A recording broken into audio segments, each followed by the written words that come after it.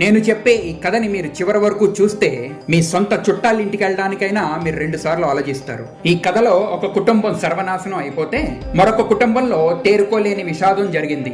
ఈ స్టోరీ మొదలయ్యేది కర్ణాటకలో ఉన్న గదగ్ జిల్లా నుండి. ఈ జిల్లాలో ఉన్న దసర్ ఓని అనే ఒక ఊర్లో బాక్లే ఫ్యామిలీ ఉండేది. ఈ కుటుంబంలో ప్రకాష్ బాక్లే, ఆయన భార్య సునందా బాక్లే, ఇంకా వాళ్ళ కొడుకు కార్తీక్ బాక్లే ఉండేవారు. వీళ్ళు చాలా డబ్బు ఇంకా పలుకుబడి ఉన్న కుటుంబం. ఏ విషయంలో కూడా లోటు లేకుండా ఉండేవారు. Prakash Bakle Gadag Betageri city municipal council కి వైస్ ప్రెసిడెంట్ గా ఉండేవారు. ఆయన భార్య సునందా బాక్లే ఒక సోషల్ వర్కర్. వీళ్ళు బాగా ఆస్తిపరులే కాకుండా మంచి పలుకుబడి ఉన్న కుటుంబం. వీళ్ళు 2 అంతస్తులు గల ఒక పెద్ద ఇంట్లో ఉండేవారు. 17 ఏప్రిల్ 2024 ఆ రోజు కొడుకైన కార్తీక్ బాక్లేది ఎంగేజ్మెంట్ అయ్యింది. బంధుమిత్రులు, ఆప్తులు ఇంకా వాళ్ళకి సంబంధించిన అందరూ ఎంతో అట్టహాసంగా చేసిన ఎంగేజ్మెంట్ ఫంక్షన్ కి అటెండ్ అయ్యారు. అందరూ ఎంతో ఆనందంగా ఉన్నారు. ఎంగేజ్మెంట్ ఫంక్షన్ అయిపోయిన తర్వాత బంధుమిత్రులు అందరూ ఒక్కొక్కరుగా వారి వారి ఇంటికి వెళ్ళిపోయారు. 17వ తారీఖు సాయంత్రం కల్లా దాదాపు చుట్టాలు అందరూ వెళ్ళిపోగా దూర ప్రాంతంలో ఉన్న కొంతమంది చుట్టాలు ఆ రాత్రి బాక్లే ఇంట్లోనే ఉండిపోయారు. 18వ తారీఖు పొద్దున్నే ఒక కుటుంబం మినహాయించి తక్కిన దూర ప్రాంతంలో ఉన్న చుట్టాలందరూ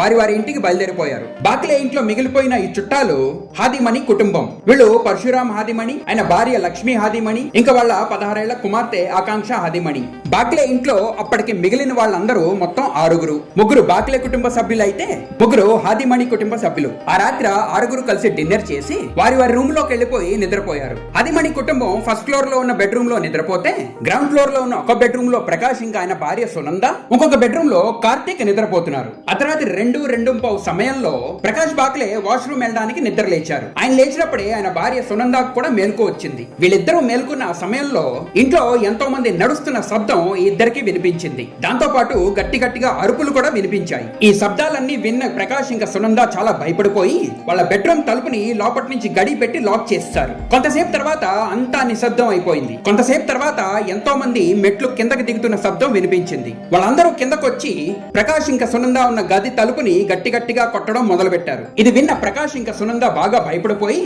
గదికి ఉన్న కిటికీల్లోంచి ఇరుగు పొరుగు వాళ్ళని గట్టి గట్టిగా పిలవడం మొదలు పెట్టారు. చాలా సేపు వరకు ఈ తలుపు కొట్టిన దొండగులు ఇంకా వాళ్ళు పట్టుబడిపోతారన్న భయంతో ఆ ఇల్లుని విడిచిపెట్టి పారిపోయారు. ఈ లోపల ప్రకాష్ బాక్లే పోలీసులకి ఫోన్ చేసి ఆయన ఇంట్లో జరిగిందంతా చెప్పారు. పోలీసులు వెంటనే బాక్లే ఇంటికి చేరుకున్నారు. అప్పటికే ఇరుగు పొరుగు వాళ్ళు కూడా ఆ ఇంటికి చేరుకున్నారు. ఇల్లంతా చీకటిగా ఉన్నప్పటికీ మెయిన్ డోర్ తెరిచే ఉంది. పోలీసులు ఇంటి లోపలికి వెళ్లి ఈ ఇంటి నుంచి ఎవరో పోలీసులకి ఫోన్ చేశారు, అందుకే మేము వచ్చాము కాబట్టి మీరు ధైర్యంగా బయటికి రావచ్చని అన్నారు. ఇది విన్న ప్రకాష్ బాక్లే రూమ్ లోంచి జవాబిచ్చాడు. బాగా భయపడిపోయిన ప్రకాష్ ఇంకా సునందాకి కొంతసేపు తర్వాత వచ్చిన వాళ్ళు పోలీసులే నమ్మకం కుదిరి వాళ్ళ రూమ్ లోంచి బయటకు వచ్చారు. పోలీసులను చూసి ప్రకాష్ ఇంకా సునంద గట్టిగా ఊపిరి పీల్చుకొని ఇంట్లో చాలా మంది నడిచిన శబ్దం ఇంకా ఫస్ట్ ఫ్లోర్ నుంచి గట్టి గట్టిగా అరుపులు వాళ్ళు విన్నారని పోలీసులకి చెప్పారు. ఇది విన్న పోలీసులు మొదట గ్రౌండ్ ఫ్లోర్ ని చెక్ చేసి ఫస్ట్ ఫ్లోర్ కి వెళ్లి చూసినప్పుడు అక్కడ ఉన్న వస్తువులన్నీ చిందరవందరగా పడి ఉండడం పోలీసులకు కనిపించింది. దాంతో పాటు నేలపైన రక్తంతో ఉన్న షూ అచ్చులు కూడా కనిపించాయి. రక్తంతో ఉన్న షూ అచ్చులు మెట్ల మించి గ్రౌండ్ ఫ్లోర్ కి వెళ్తున్నట్టున్నాయి.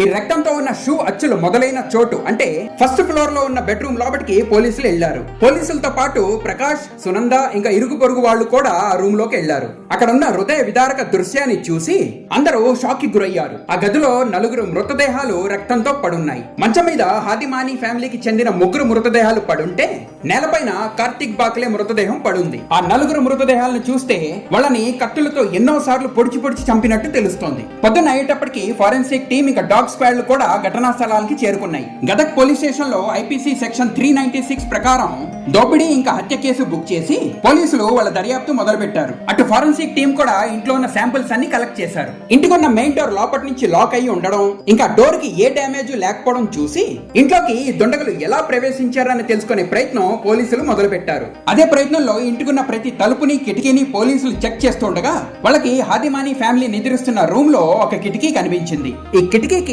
ఎటువంటి గ్రిల్లు లేదు. ఇంకా ఈ కిటికీ తెరిచే ఉండడం వల్ల ఇదే దారంట దుండగులు ఇంట్లోకి ప్రవేశించుంటారని పోలీసులు భావించారు. కిటికీ వైపు ఒక చిన్న సందు ఉంది. అక్కడ ఒక డ్రైనేజ్ కాలువ కూడా ప్రవహిస్తోంది. పోలీసులు ఆ సందులోకి వెళ్లి చెక్ చేసినప్పుడు ఇంట్లో కనిపించిన అవే షూ అచ్చులు అక్కడున్న గోడ మీద పోలీసులకు కనిపించాయి. అక్కడే గ్రౌండ్ ఫ్లోర్ కిటికీ కూడా ఉంది. ఏసీ తాలూకా ఔటర్ యూనిట్ కూడా అదే గోడకి ఫిక్స్ చేయబడి ఉంది. ఈ దారంట ఎవరైనా ఇంట్లోకి సులువుగా ప్రవేశించగలరు కాబట్టి దుండగులు కూడా ఇదే దారంట ఇంట్లోకి జొరబడి ఉంటారనే నిర్ధారణకి పోలీసులు వచ్చారు. ఆ సందులో ఉన్న డ్రైనేజ్ కాలువలోని పోలీసులకి ఒక కత్తి కూడా దొరికింది. ఫోరెన్సిక్ టీం వాళ్ళ కత్తిని చెక్ చేసినప్పుడు దాని మీద వాళ్ళకి రక్తపు మరకలు కూడా దొరికాయి. హత్య చేసి దొండగలు పారిపోతూ ఉండగా ఆ హడావిడిలో ఒక కత్తి కాలువలో పడిపోయి ఉంటుందని పోలీసులు భావించారు. ఈ విధంగా పోలీసులకి హత్యాయుధం చేత చిక్కింది. పోలీసులు మొదట దీన్ని దోపిడీ ఇంకా హత్య అని భావించి సెక్షన్ 396 కేసుని బుక్ చేశారు. కానీ తదుపరి దర్యాప్తులో ఇంట్లోంచి ఏ విధమైన సామాను పోలేదనే విషయం పోలీసులు తెలుసుకున్నారు. గోల్డ్, క్యాష్ ఇంకా విలువైన వస్తువులు అన్ని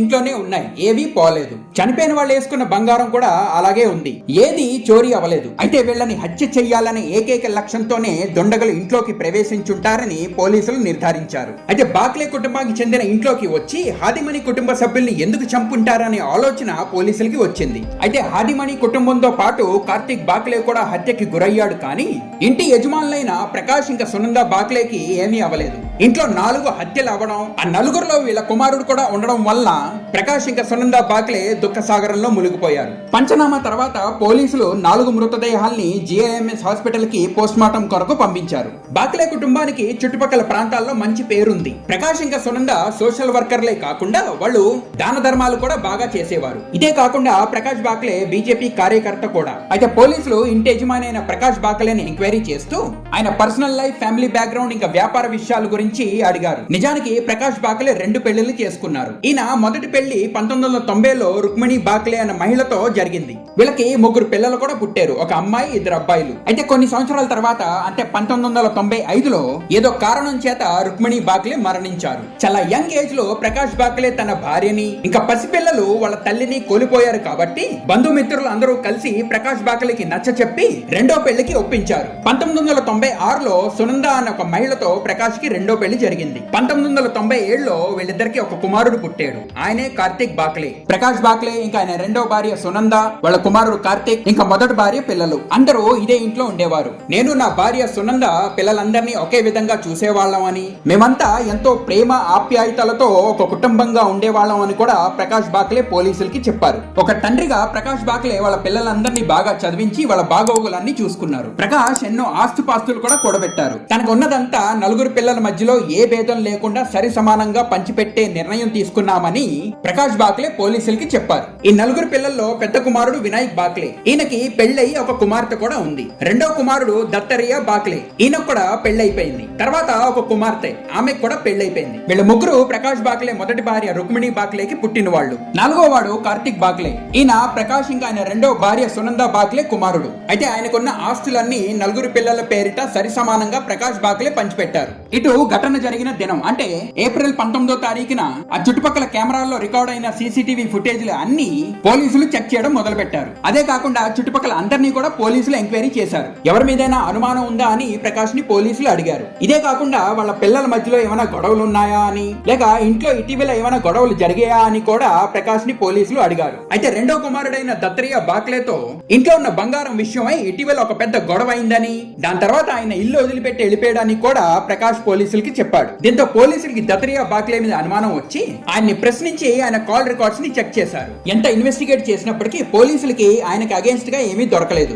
దాంతో దత్తరియా బాక్లే నిర్దోషని పోలీసులు నిర్ధారించారు. ఇటు ఇంటి చుట్టుపక్కల ఉన్న 2 సీసీటీవీ ఫుటేజ్లు పోలీసులకి చేత చిక్కాయి. ఏప్రిల్ 19వ తారీఖు అర్ధరాత్రి 2 నుంచి 3 ప్రాంతంలో 6-7 మంది ఇంటి వైపు వచ్చి మళ్ళీ కొంతసేపు తర్వాత వెళ్ళిపోవడం ఈ సీసీటీవీలో రికార్డ్ అయింది. అయితే ఈ 6 వస్తున్నప్పుడు నార్మల్ గా తాపీగా వచ్చారు, కానీ వెళ్తున్నప్పుడు తొందరలో హడావిడిగా పరిగెట్టడం పోలీసులు ఈ సీసీటీవీ ఫుటేజ్ లో గమనించారు. పెద్ద కుమారుడైన వినాయక్ బాక్లేతో కూడా తనకి ఆస్తి విషయమై గొడవైందని, ఆ గొడవలో వినాయక్ తనని చంపేస్తానని బెదిరించాడని, ఆ తర్వాత ఆయన కూడా ఇల్లు వదిలిపెట్టి గదక్లోనే వేరే ఉంటున్నాడన్న విషయం కూడా ప్రకాష్ పోలీసులకి చెప్పారు. ఇది విన్న పోలీసులు వినాయక్ గురించి ఎంక్వైరీ మొదలు పెట్టారు. మొదట ఆయన కాల్ రికార్డ్స్ ని చెక్ చేశారు. అందులో పోలీసులకి 2 అనుమానాస్పద నెంబర్లు కనిపించాయి. ఘటన జరిగిన 4 రోజుల ముందు నుంచి వినాయక్ ఈ నెంబర్లకి తరచుగా ఫోన్ చేసి చాలా సేపు వరకు మాట్లాడాడు. ఘటన జరిగిన రాత్రి కూడా ఈ నెంబర్లకు ఫోన్ చేసి వినాయక్ మాట్లాడాడు. ఈ 2 నెంబర్లు ఎవరివి అని పోలీసులు చెక్ చేసినప్పుడు వాళ్ళకి అందులో ఒక నెంబరు వాళ్ళ రికార్డ్స్ లో దొరికింది. ఆ నెంబర్ గల వ్యక్తి పేరు ఫెరోజ్.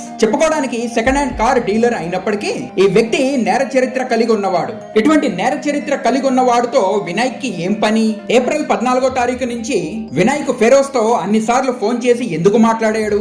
ఇవన్నీ తెలుసుకోవడానికే వినాయక్ ని పోలీసులు వాళ్ళ కస్టడీలోకి తీసుకొని ఇంట్రోగేషన్ మొదలు పెట్టారు. కొంతసేపటికే వినాయక్ బాక్లే తన చేసిన నేరాన్ని ఒప్పుకొని పోలీసులకి మొత్తం జరిగినది చెప్పాడు. వినాయక్ బాక్లే వయసులో కొంచెం పెద్దయిన తర్వాత సునంద బాక్లే తనకి సవితి తల్లని, ఇంకా కార్తీక్ బాక్లే తనకి సవితి తమ్ముడని తెలుసుకున్నాడు. దానివల్లే తండ్రి, సవితి తల్లి ఇంకా సవితి తమ్ముడు తనతో సరిగ్గా ప్రవర్తించడం లేదని వినాయక్ భావించేవాడు. దానివల్లే ఇంట్లో తరచు గొడవలు అయ్యేవి. కానీ వినాయక్ ఇంటికి పెద్ద కుమారుడు కాబట్టి ఆయన్నే మేము ఎక్కువ ప్రేమించేవాళ్ళం అని సునంద ఇంకా ప్రకాష్ బాక్లే పోలీసులకి చెప్పారు. నలుగురికి ఎప్పుడు ఏ లోటు లేకుండా ఎంతో ప్రేమ ఆప్యాయతలతో పెంచేమని, నలుగురిలోని ఎవరిని ఎప్పుడు తక్కువగా చూడలేదు కాబట్టే ఆస్తిని నలుగురు మధ్యలో సరి సమానంగా పంచేమని ప్రకాష్ ఇంకా సునంద పోలీసులకి చెప్పారు. అయితే ప్రకాష్ ఆస్తిలో కార్తీక్ కూడా సమాన వాటా ఇవ్వడం వినాయక్ కి ఇష్టం లేదు. ఎంత ప్రేమగా చూసుకున్నా వినాయక్ ఎప్పుడూ తనని సవితి తల్లిగా ఇంకా కార్తీక్ ని సవితి తమ్ముడుగానే భావించేవాడని సునంద బాగ్లే చెప్పారు. అయితే ఆస్తి పంపకాలు అయిన తర్వాత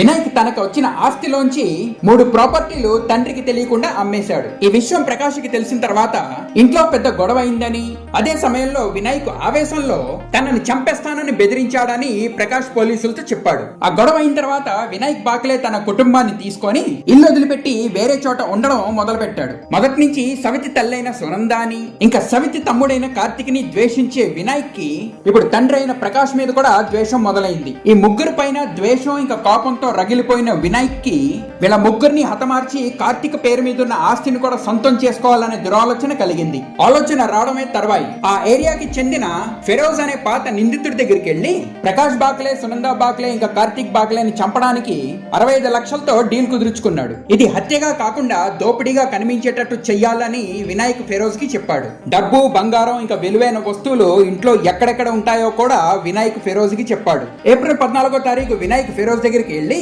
ఇంట్లో 3 వ్యక్తులు ఉంటారని, ఇంకా వాళ్ళు ఫస్ట్ ఫ్లోర్ లో ఉంటారు కాబట్టి వాళ్ళని హతమార్చి ఇల్లంతా దోచుకొని ఆ సొమ్మంతా మీరే ఉంచుకోండి అని వినాయక్ ఫెరోజ్ తో చెప్పాడు. అయితే డీల్ చేసుకున్న 65 లక్షలు కాకుండా దోపిడీ సొమ్ము కూడా వస్తోందని ఫెరోజ్ సంతోషపడ్డాడు. ఫెరోజ్ ఈ పనిని ఒక్కడూ చేయలేడు కాబట్టి ఆయన స్నేహితుడైన జిషాన్ అనే ఇంకో నేరస్తుడిని కూడా ఈ పని కోసం ఆయనతో కలుపుకున్నాడు. వీళ్ళిద్దరూ అడ్వాన్స్ గా వినాయక్ ని 10 లక్షలు అడిగారు. కానీ వినాయక్ వాళ్ళకి కేవలం 2 లక్షల రూపాయలే ఇచ్చి తక్కిన డబ్బులు పని అయిన తర్వాత ఇస్తానని చెప్పాడు.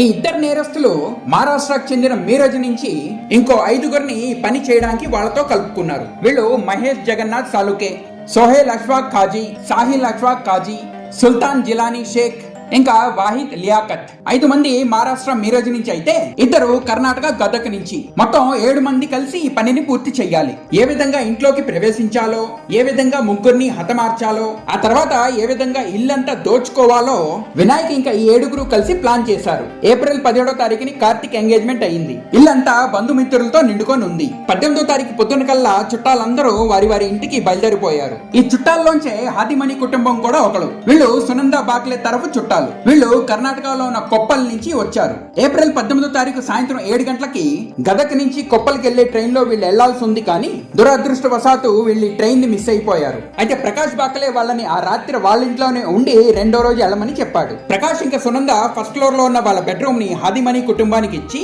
వాళ్ళు గ్రౌండ్ ఫ్లోర్ లో ఉన్న బెడ్రూమ్ లో పడుకున్నారు. అటు ఫెరోజ్ ఇంకా వాడి గ్యాంగ్ ముందుగా ప్లాన్ చేసినట్టే ఆ రాత్రే అటాక్ చేయడానికి సిద్ధపడ్డారు. అర్ధరాత్రి 2 గంటల ప్రాంతంలో వీళ్ళంతా మారుతి ఆల్టోలో బాగ్లే ఇంటికి చేరుకున్నారు.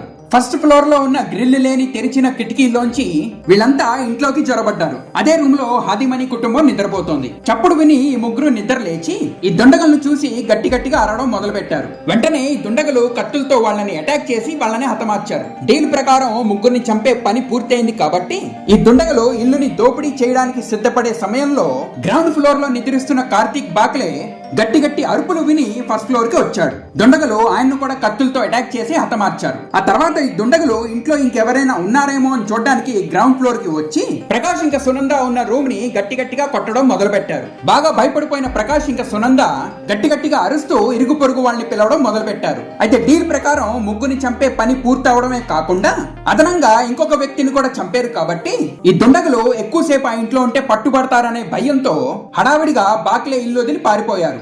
డీల్ అయ్యే సమయంలో వినాయక్ ఫెరోజ్ కి ఏ విధమైన ఫోటోలు ఇవ్వలేదు. ఆ ఇంటి ఫస్ట్ ఫ్లోర్ లో ముగ్గురుంటారు, వాళ్ళని హతమార్చాలన్న విషయం ఒకటే వినాయక్ ఫెరోజ్ కి చెప్పాడు. ఇంట్లో కేవలం తండ్రి, సవితి తల్లి, సవితి తమ్ముడే ఉంటారని వినాయక్ భావించి ఏ ఫోటో ఫెరోజ్ కి ఇవ్వలేదు. కానీ దురదృష్టవశాత్తు హాదిమనీ ఫ్యామిలీ ట్రైన్ మిస్ అవ్వడం వల్ల ఆ రాత్రి బాక్లే కుటుంబం బదులు హాదిమనీ కుటుంబం ఫస్ట్ ఫ్లోర్ లో నిద్రించింది. కాంట్రాక్ట్ ఇచ్చింది ఒకళ్ళ గురించి అయితే అన్యాయంగా బలైపోయినది ఇంకొకడు. ఈ ఘటన ద్వారా ఒక కుటుంబం సర్వనాశనం అయిపోతే ఇంకో కుటుంబంలో తేరుకోలేని విషాదం జరిగింది. ఇదంతా బయటకు వచ్చిన తర్వాత వాళ్ళ సొంత కుమారుడే ఇంత పెద్ద అఘాయిత్యానికి పాల్పడ్డాడన్న నిజాన్ని ప్రకాష్ ఇంకా సునంద జీర్ణించుకోలేకపోయారు. కర్ణాటక, మహారాష్ట్ర, గోవా పోలీసులు జాయింట్ ఆపరేషన్ ద్వారా నిందితులు అందరూ అరెస్ట్ చేయబడ్డారు. ఏప్రిల్ 22వ తారీఖు కల్లా పోలీసులు ఈ కేసుని సాల్వ్ చేస్తారు. దుండగులు నేరం కోసం వాడిన ఆల్టో కార్ ని కూడా పోలీసులు స్వాధీనం చేసుకున్నారు. హత్య ఆయుధం కూడా పోలీసులకి డ్రైనేజ్ కాలువలో దొరికింది. అరెస్ట్ అయిన నిందితులందరూ వాళ్ళు చేసిన నేరాన్ని ఒప్పుకున్నారు. ఈ కేసు ఇప్పుడు కోర్టులో ఉంది. మరొక ఆసక్తికరమైన వీడియోతో మీ ముందుకు వస్తాను. అంతవరకు సెలవు. జై హింద్, జై భారత్.